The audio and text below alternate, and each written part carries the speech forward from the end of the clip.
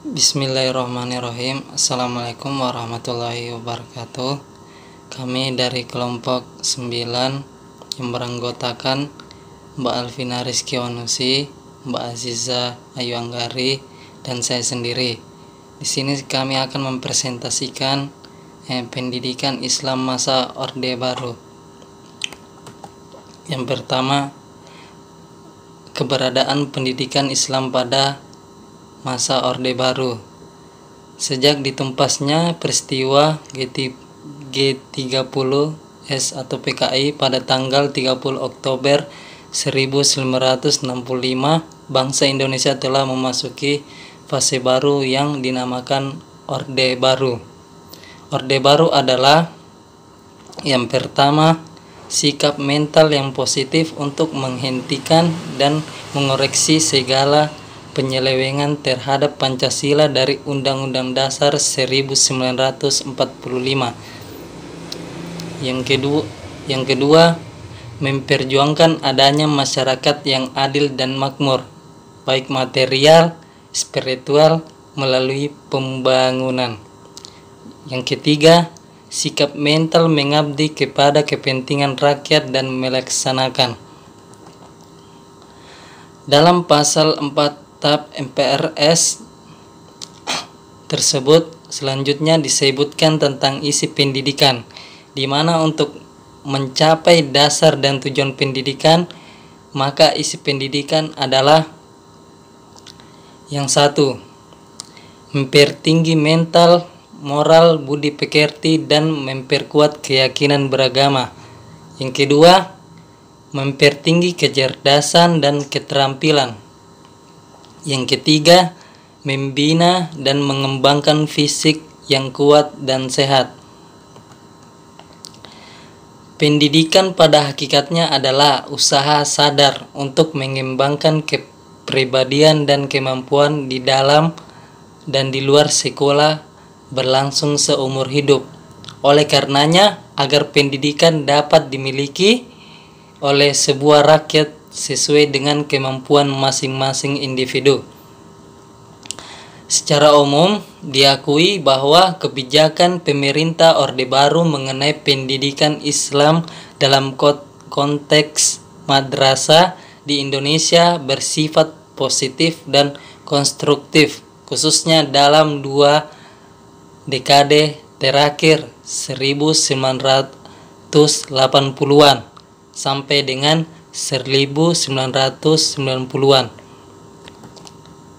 Di sini saya akan menjelaskan mengenai pendidikan dalam sistem pendidikan nasional. Pendidikan nasional bertujuan mencerdaskan kehidupan bangsa dan mengembangkan manusia seutuhnya, yaitu manusia yang beriman dan bertakwa terhadap Tuhan Yang Maha Esa dan berbudi pekerti luhur, memiliki keterampilan, kesehatan jasmani dan rohani, kepribadian yang mantap dan mandiri, serta rasa tanggung jawab kemasyarakatan dan kebangsaan.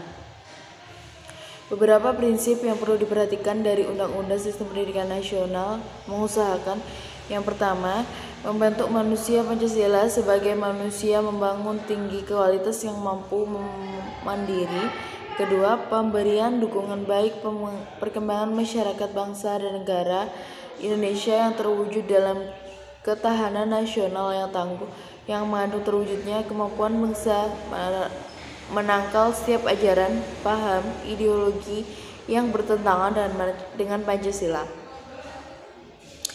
Dengan landasan demikian, sistem pendidikan nasional dilaksanakan secara swasta, menyeluruh dan terpadu.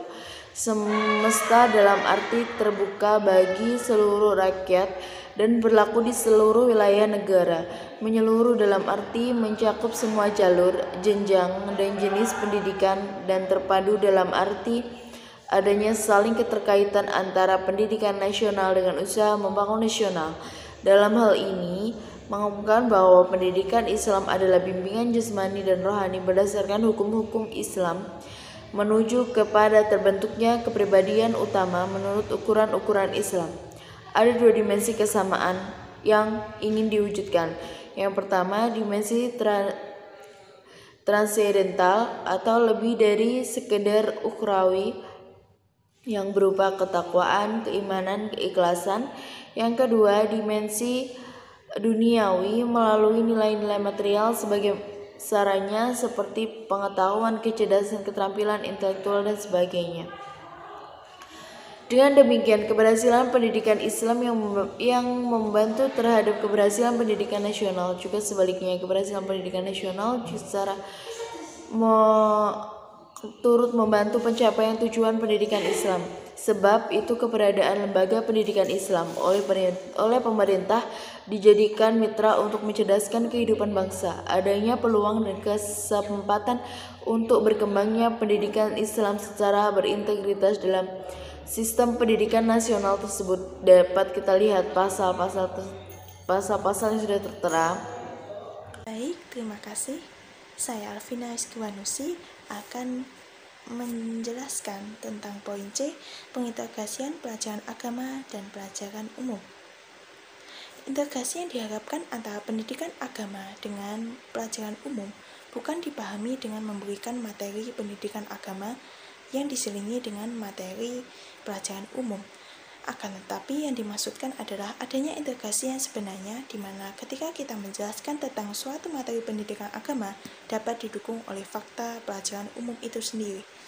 Kami mengambil contoh pengintegrasian pelajaran agama dengan pelajaran sains dan teknologi. Tentang Isra Mi'raj. Menurut Thomas Jamaluddin, Isra Mi'raj bukanlah kisah perjalanan antariksa. Aspek astronomis sama sekali tidak ada dalam kajian Isra Mi'raj. Namun, Isra Mi'raj mengusik keingintahuan akal manusia untuk mencari penjelasan ilmu. Aspek akidah dan ibadah berintegrasi dengan aspek ilmiah dalam membahas Isra Mi'raj.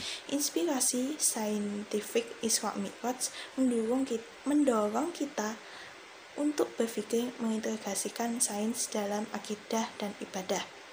Kita mendudukkan masalah Isra Mi'raj ini sebagai mana adanya yang diceritakan di dalam Al-Quran dan hadis sahih. Di makalah sudah tercantum